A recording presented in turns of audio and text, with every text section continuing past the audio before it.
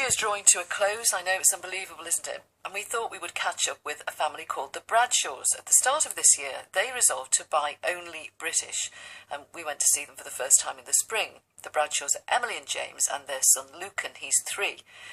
Emily and James have been opting for only British food, clothing and household goods, and if they couldn't buy British, they were doing without. Siobhan Ty went to visit them in Westerham in Kent to see how they're getting on.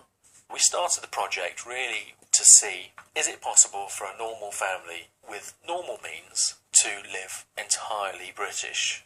Now, I suppose the unfortunate truth is that we'd have to say no, because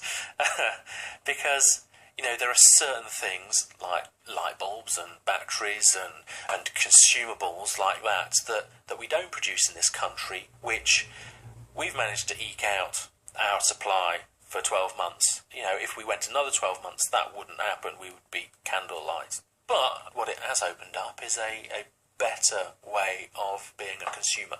We do still use the supermarkets, more than anything, because actually the point of the project was not to take a stance about anything. It was actually just to see what was out there and whether this was possible. And we were quite realistic. We really thought we would get to the end of the first month and say, there's nothing out there, there's so much that we can't live without, and so we're going to have to stop. I need to clarify the rules, really, because what I've noticed is that you've got a Seat car, and of course that comes from Spain, and you've got smartphones, and they won't be made in the UK. So what were the rules? I mean, we're just a normal family, so what we wanted to see was this concept of Britain doesn't make anything anymore, which is a populist kind of thought. And we really wanted to see if that was true or not. But what we didn't want to do was throw everything out that we'd amassed over our lives together and before that.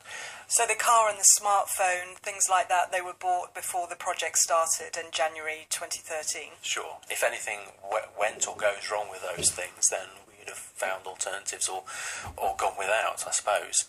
But circumstances did change, didn't they, from the start of the project till now? Yes, I was made redundant probably halfway through our project. And that, I suppose, put us in a different kind of economic category, I suppose. And I think we would have struggled more had we not been doing our project at that point, because our weekly and monthly general bills are less.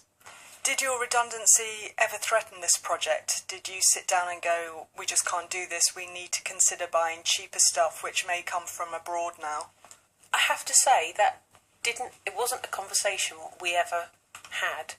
I think actually when we started we'd sort of said, okay, well there's a degree of flexibility here. If we genuinely can't do this, then we won't. But I think actually as we got further into the project and we had so many people be so kind of generous with their time and their words with, you know, through Twitter, through our blog, that actually we kind of felt actually we're not necessarily just doing this for us anymore. There are people who are following us and are rooting for us, and actually to turn back because things have changed when actually up and down the country this situation is happening to people would seem like a bit of a cop-out. What would you say to people who might be cynical about the project and say, well, really only people who have a certain amount of money can afford to do something like that? Well, as I say, I mean, our economic situation has fluctuated wildly. So you deny, obviously, that it's an elitist project? I think that there could be accusations that this is a middle-class kind of pursuit. And I disagree with that entirely. I think that, as I've said, we save about 20% a month on our food bills specifically, and it really has helped when our finances have been really tight this year.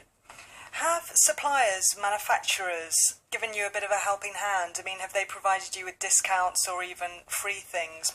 Well, we've had people wanting to kind of fit new bathrooms for us, put up new fencing up for us and things like that, that just felt that they would compromise our integrity and the integrity of the project somewhere. Why are they doing it? Is it because they can see an advertising opportunity? They're kind of exploiting you? Well, I don't want to say that. I mean, obviously, I think we've received a significant amount of press over the last 12 months. I mean, we're keen to help manufacturers and producers, but what we're not keen to do is to be bought. And yes, we've been offered a lot of free stuff, and anything more than a kind of a token or a sample we've never taken, because So what's acceptable? I mean, if somebody wanted to send us a box of chocolates, we go, fine, yeah, okay, that's perfectly fine, we'll try your chocolates.